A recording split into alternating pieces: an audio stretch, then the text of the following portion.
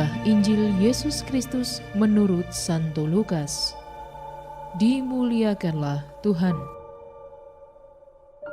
Pada waktu itu datanglah kepada Yesus beberapa orang membawa kabar tentang orang-orang Galilea yang darahnya dicampurkan Pilatus dengan darah korban yang mereka persembahkan. Yesus menjawab mereka, "Sangkamu orang-orang Galilea ini lebih besar dosanya daripada dosa semua orang Galilea yang lain karena mereka mengalami nasib itu? Tidak, kataku kepadamu. Tetapi jikalau kamu tidak bertobat, kamu semua akan binasa atas cara demikian. Atau sangkamu ke-18 orang yang mati ditimpa menara dekat Siloam lebih besar kesalahannya daripada kesalahan semua orang lain yang diam di Yerusalem? Tidak, kataku kepadamu. Tetapi jikalau kamu tidak bertobat, kamu semua akan binasa atas cara demikian." Lalu Yesus mengatakan perumpamaan ini. Seorang mempunyai pohon ara yang tumbuh di kebun anggurnya. Dan ia datang untuk mencari buah pada pohon itu, tetapi ia tidak menemukannya. Lalu ia berkata kepada pengurus kebun anggur itu, "Sudah 3 tahun aku datang mencari buah pada pohon ara ini, dan aku tidak menemukannya. Tebanglah pohon ini. Untuk apa ia hidup di tanah ini dengan percuma?" Jawab orang itu, "Tuan, biarkanlah dia tumbuh tahun ini lagi. Aku akan mencangkul tanah sekelilingnya dan memberi pupuk kepadanya. Mungkin tahun depan ia berbuah. Jika tidak, tebanglah dia."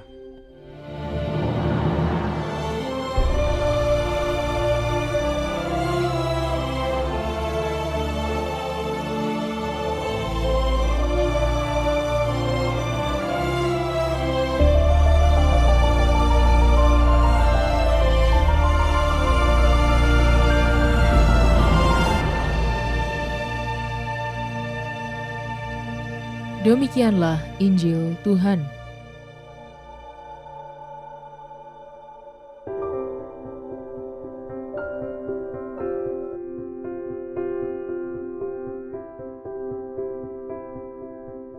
Murah hati.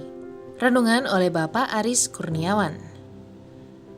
Ada 2 bagian dalam Injil ini. Bagian pertama dikisahkan kedatangan orang-orang kepada Yesus perihal kematian orang-orang Galilea yang dibunuh Pilatus. Meskipun tidak disebutkan secara eksplisit, kita dapat menerka bahwa mereka menyangka kematian orang-orang itu merupakan akibat dari dosa atau kesalahannya sendiri. Namun, Yesus menyatakan bahwa kematian mereka di tangan Pilatus bukan akibat dari dosa mereka. Bagian kedua adalah perumpamaan yang mengisahkan ajakan untuk bertobat, pemilik kebun yang murah hati dan pengurus kebun. Kita akan merenungkan bagian kedua tentang kemurahan hati Allah dan perhatian pengurus kebun. Seorang pastor menceritakan tentang usahanya yang akan menutup sebuah stasi. Hal ini dikarenakan karena sudah 2 kali pastor merayakan misa dihadiri hanya 2 orang, yaitu ketua stasi dan istrinya. Pertama, pastor masih memaklumi karena masih masa panen, sehingga diperkirakan umat pergi ke ladang. Saat kedua, pastor hendak merayakan misa namun hanya ada 2 orang yang hadir, padahal masa panen sudah usai. Dengan sedikit geram, pastor mengecam ketua stasi akan menutup stasi bulan depan kalau tidak ada yang datang ke gereja. Ketua stasi itu meminta kesempatan dengan memastikan bahwa minggu depan pasti akan ada banyak umat yang ikut misa. Setelah perdebatan panjang, akhirnya pastor itu luluh dan memberi 1 kesempatan lagi. Akhir cerita, ketua stasi mendatangi rumah-rumah dan membujuk umat supaya minggu depan datang ikut misa. Minggu berikutnya, pastor itu terkejut karena gereja akhirnya penuh. Kisah di atas adalah gambaran Allah yang murah hati, memberi kesempatan bertobat dan menghasilkan buah. Kalau pastor tidak berbuat begitu, tidak mungkin ketua stasi mampu menggerakkan umat untuk kembali ke gereja. Ketua stasi ibarat pengurus kebun yang mencari mereka yang sulit dan tak berpengharapan.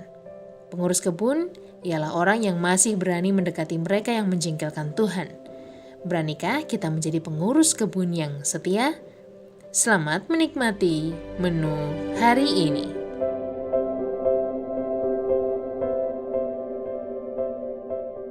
Renungan juga bisa Anda baca selengkapnya di Cafe Rohani edisi bulan ini. Dengarkan juga renungan ini di radio.karmelindomedia.com.